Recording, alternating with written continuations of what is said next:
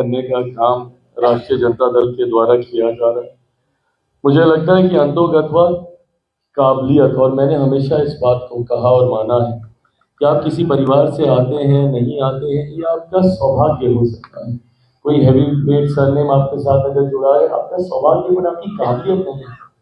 सौभाग्य शायद आपको मौका दे सकता है, बट काबिलियत ही आपको आगे लेकर जाने का काम करेगी। ऐसे में मैं मानता हूं कि आज मेरी पार्टी अपनी काबिलियत यहाँ तक पहुंची। अगर चिराग पासवान में वो क्षमता नहीं होती तो रामविलास पासवान के बेटे होने की वजह से 14 में एक बार बस उनको चुनाव लड़ने का मौका मिल गया, पर अगर 19 में जमुई की जनता ने मुझे तिगुने मार्जिन से जिताने का काम किया तो संभवतः उन 5 सालों में मेरी काबिलियत के अनुसार किए गए कामों के आधार पर था।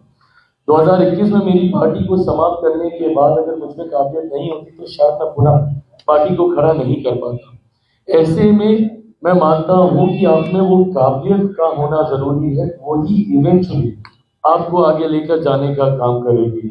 बहरहाल राष्ट्रीय जनता दल खुद के ऊपर, उनके ऊपर परिवारवाद के कई तरीके के आरोप लगाए जाते हैं। मुझे लगता है कि ये वो समय है जहां अपनी काबिलियत उनके परिवार के सदस्य दिखा सकते हैं। संघर्ष, कठिन परिस्थितियों में आपका संघर्ष आपकी सही पहचान कराता है। यहाँ से अगर वो निकाल देगा तो यकीनन काबिलियत होगी, बट अगर किसी वजह से अगर वो चूक जाते हैं तो आपकी काबिलियत पर सवाल उठेंगे। मैं इस बात को जरूर कहूंगा, आंकड़े आप देखिएगा, काबिलियत अभी तक राष्ट्रीय जनता दल के सेकेंड जनरेशन के द्वारा नहीं सामने आई। 2005 तक जिस तरीके से उनकी पिछली पीढ़ी आदरणीय लालू जी, राबड़ी जी पार्टी का नेतृत्व कर रहे थे और 5 में हार जो मिली, उसके बाद से पार्टी कभी खड़ी ही नहीं हो पाई है। 2010 के परिणाम आप देखिए, राष्ट्रीय जनता दल को पुनः करारी हार मिली है। 2015 में अगर ये अहंकार जो इनके अंदर आ गया कि भाई हम बड़ी पार्टी नहीं भैया, 2015 में मुख्यमंत्री नीतीश कुमार जी के आपके साथ जाने की वजह से आपको वो परिणाम मिला, नहीं तो 2015 में भी आप 15-20 सीटों पे आप सिमट के रह जाते हैं। 2020 में पुनः डिवाइडेड एनडीए की वजह से आपको लाभ मिला। कल हम लोग आदरणीय ललन जी सब लोग मंच पे कल हम यही सब जिक्र कर रहे थे कि भाई यही परिणाम आपका 20 में भी आता अगर हम सब एक साथ रहते। 2020 में अगर यूनाइटेड एनडीए अगर आपको देखने को मिलता तो एक बार फिर से राष्ट्रीय जनता दल, और अगर निरंतरता में ये रहता तो आज तो उस पार्टी का नाम लेने वाला भी कोई नहीं रहता। तो परिस्थिति की वजह से 15 और 20 में ये लोग आए और इस बात का अहंकार इन लोगों को इतना ज्यादा हो गया, जिस एग्रेसिव तरीके से ये लोग सामने आते थे, बिहार की जनता 2005 से इनको नकार चुकी है। और जहां तक आपने नाम का जिक्र किया, मेरी पार्टी ने नाम से ज्यादा काम को प्राथमिकता देने की सोच रखी है। तो ऐसे में 2 ऐसे नेता हमारे यहाँ पर मंत्री पद पर विराजमान हैं, जिनका एक का मैंने जिक्र किया कि भाई हमारे जिला अध्यक्ष रहे हैं। बेगूसराय में एक छोटे कार्यकर्ता की भूमिका से यहाँ तक आना, ये इनके काम को दर्शाता है। वहीं दूसरी तरफ महुआ से संजय सिंह जी जो मेरी लोकसभा से आते हैं, ऐसे में मेरे लिए भी एक ताकत बड़ी है कि भाई मेरी लोकसभा में मुझे मजबूती देने के लिए एक और मेरे साथी वहां पर तैयार हुए हैं।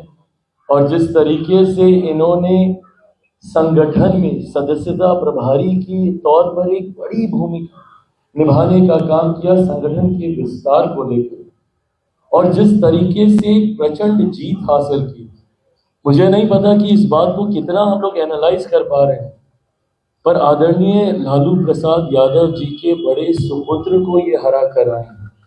ये कोई कम उपलब्धि नहीं है। ऐसे मतलब क्या बोलते हैं उसको, जायंट किलर है, एक जायंट किलर की भूमिका में ये आए हैं। तो ऐसे में मेरे दोनों संजय नाम पर नहीं काम के आधार पर यहाँ पर आए हैं। बाकी अपने नाम को किस तरीके से इस्तेमाल दूसरी जगह पर कर रहे हैं उससे मेरी कोई टिप्पणी नहीं है, वो उनका अपना इंटरनल है। चाचा ने 2 बार बधाई दी। मेरी सराखों पर उनकी बधाई, जब उन्होंने मुझे गाली दी थी, मुझे चंडाल और कई ऐसे मैं उनका अपना खून नहीं, कई बातें कही थी, तब भी मैंने उनका आशीर्वाद, और मैंने माना है कि बड़ों की हर बात आपके लिए आशीर्वाद ही होती है, तो मैंने तब भी उसको आशीर्वाद के रूप में स्वीकार किया। और आज तो सही में उन्होंने मुझे बधाई दी है। उनको नमन करते हुए सहज स्वीकार करता हूँ केवल। चिराग जी उस चर्चा पर क्या कहेंगे? कोई अभी भी मान रही है कि ये सरकार 5 साल नहीं टिक पाएगी। कौन मान रही है? ये चर्चा कौन कर रहा है भाई?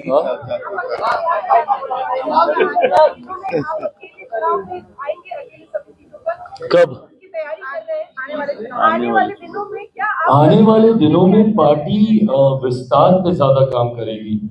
अलग अलग राज्यों में चुनाव हो रहे हैं। बंगाल के चुनाव है, उत्तर प्रदेश का चुनाव है, पंजाब का चुनाव है, जहां पे गठबंधन के तहत हम लोग चुनाव लड़ने की तैयारी हम लोग कर रहे हैं।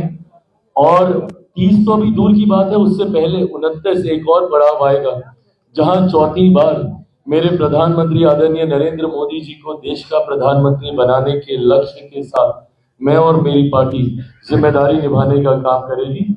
30 आते आते यकीनन पार्टी एक बड़े स्वरूप में अपने आप को तैयार कर चुकी होगी। उस वक्त की भूमिका हम लोग तब सोचने का काम करेंगे।